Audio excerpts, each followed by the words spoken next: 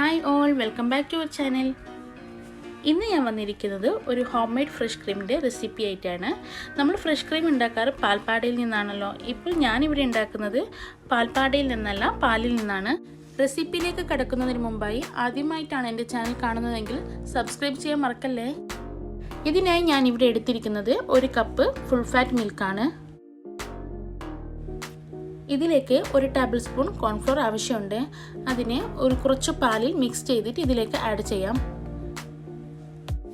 നമ്മൾ ഒരിക്കലും ഈ പാലിലേക്ക് കോൺഫ്ലോർ ഡയറക്റ്റ് ഇടാൻ പാടില്ല, കാരണം അത് ഇട്ട് കഴിഞ്ഞാൽ അപ്പോൾ തന്നെ കട്ട പിടിക്കും.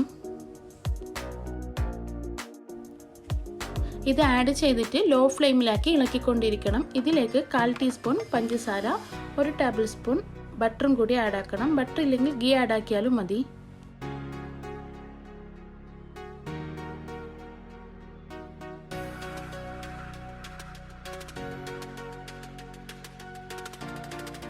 ഒത്തിരി കുക്കാവേണ്ട ആവശ്യമില്ല, ജസ്റ്റ് ഒന്ന് തിക്കായി വന്നാൽ മതി. ഈ ഒരു ഫ്രഷ് ക്രീം നമുക്ക് കറികളിലേക്കും അതുപോലെ പുഡിംഗ്, ഡെസേർട്ട് എന്തിലേക്ക് വേണമെങ്കിലും ഉപയോഗിക്കാം. ഇതിനൊരു രുചി വ്യത്യാസം ഒന്നുമില്ല, നല്ലൊരു ടേസ്റ്റാണ്. നമ്മുടെ ഈ ഫ്രഷ് ക്രീം അത്യാവശ്യം നല്ല തിക്കായിട്ട് വന്നിട്ടുണ്ട്. ഇനി നമുക്കിത് ഫ്ലെയിം ഓഫ് ചെയ്യാം. ഇത് നമുക്കൊരു ബൗളിലോട്ട് മാറ്റാം. ഈ ബൗളിൽ നിന്ന് ചൂടാറിയതിന് ശേഷം ഒരു 5-10 മിനിറ്റ് ഒരു ഫ്രിഡ്ജിൽ വെക്കാം, ഒന്ന് സെറ്റ് ആവാൻ. ഇനി നമുക്ക് ഇതിനെ വേണ്ടത് നന്നായിട്ട് തണുപ്പിച്ചെടുത്തൊരു ബൗളാണ്. ബൗളും ബീറ്റർ തന്നെ വേണമെന്ന് അറിഞ്ഞിട്ടില്ല, സാധാ ഒരു വിസ്കോ എന്തെങ്കിലും മതി. അതിലേക്ക് നമ്മൾ 10 മിനിറ്റ് തണുപ്പിക്കാൻ വെച്ച ഫ്രഷ് ക്രീമും കൂടി ആഡ് ചെയ്യാം. എന്നിട്ട് ജസ്റ്റ് ഒന്ന് ബീറ്റാക്കി എടുക്കാം.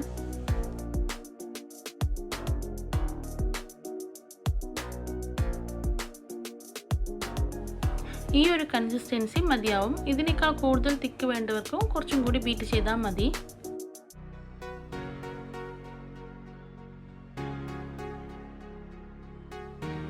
ഈ ഒരു വീഡിയോ നിങ്ങൾക്ക് എല്ലാവർക്കും ഇഷ്ടപ്പെട്ടിട്ടുണ്ടാവുമെന്ന് വിചാരിക്കുന്നു. ഇഷ്ടപ്പെട്ടിട്ടുണ്ടെങ്കിൽ ലൈക്കും കമൻറ്റും ഷെയറും ചെയ്യാം.